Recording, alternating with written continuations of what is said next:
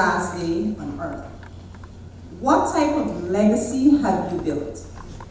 Is it a legacy of wills, generational wealth, or is it a legacy of bills? Professor Ivelaw Griffith, Dr. Mohammed, distinguished panelists, honored audience, good afternoon. Good night. I will be presenting to you how to systemize your income so you can retire in 10 years. Before I do, permit me to share with you a story about a 28-year-old entrepreneur, female entrepreneur, who is married to an amazing husband who's excellent at money management. The entrepreneur, on the other hand, terrible. Making a lot of money, spending more than she makes. Ending up in over $400,000 debt. Can you imagine the quarrels in that home? Do you know anyone who've experienced those challenges of living from paycheck to paycheck? It got even worse when her husband told her that your money habits will be the downfall of this family.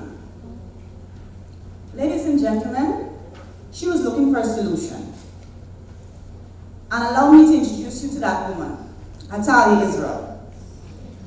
That was me making a lot of money and spending it with my first company.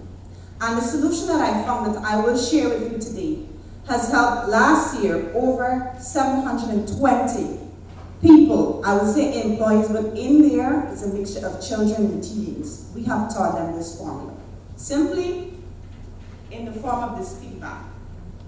When I came across this solution, it told me that, Athalyah, you can never spend all of the money that you make. Just make it and then spend it. What I started to do is save. There's a part that says spend, donate, and invest. This changed my life. Along with the support of my husband, I was able to use this formula to pay off my debt. I thought, if I was taught this as a child, then we wouldn't have adults living paycheck to paycheck. With the ministry on board, we launched, and 2017 to now, like Yannick said, we're still waiting to get into the schools, but it is my belief that this is what we need to be teaching our children. Notwithstanding, when we started to teach the children, and the parents would buy the piggy bank, and you would ask them, after they learn this concept, would you buy a car before you buy a house? What do you think the children said? They said, Miss, we cannot live in a car. They were getting it, and that is when we pivoted to the parents, because whomever you are as a parent, you're passing that on to your children.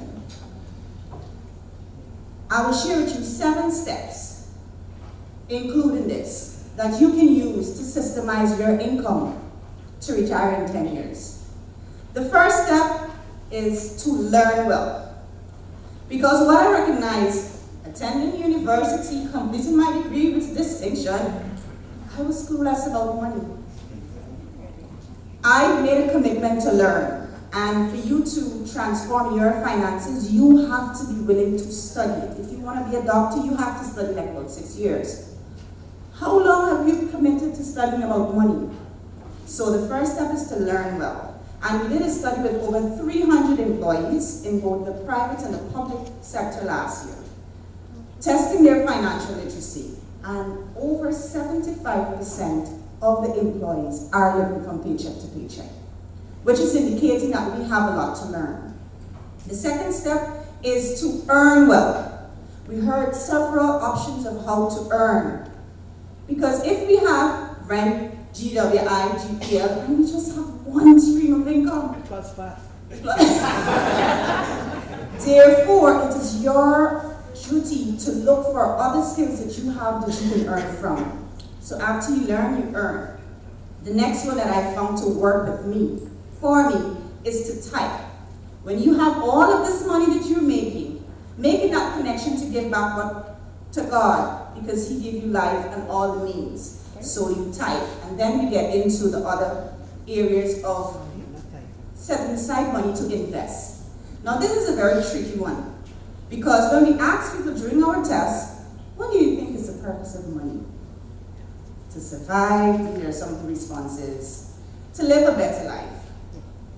What we teach at our company, Outlier Zone, is that the purpose of money is to make more money.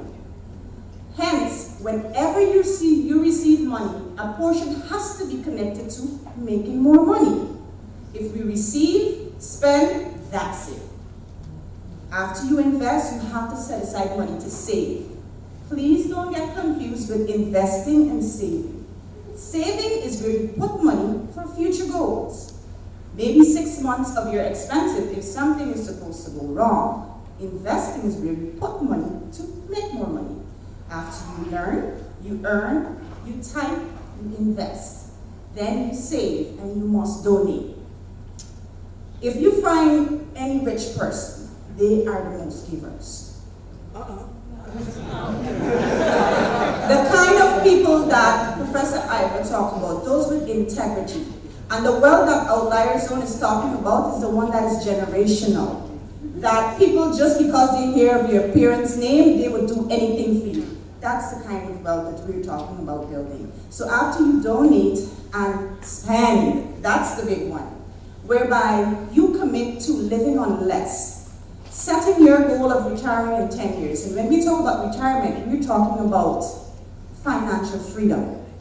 You could be that at 35, but the fact that you have several streams of income that you would have built up, that is working for you. If you follow these steps, you learn well, earn well, type, invest, save, donate, and spend. You can retire in 10 years.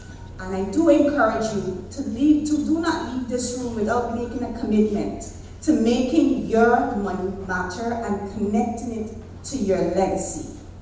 And I'll call on the next speaker.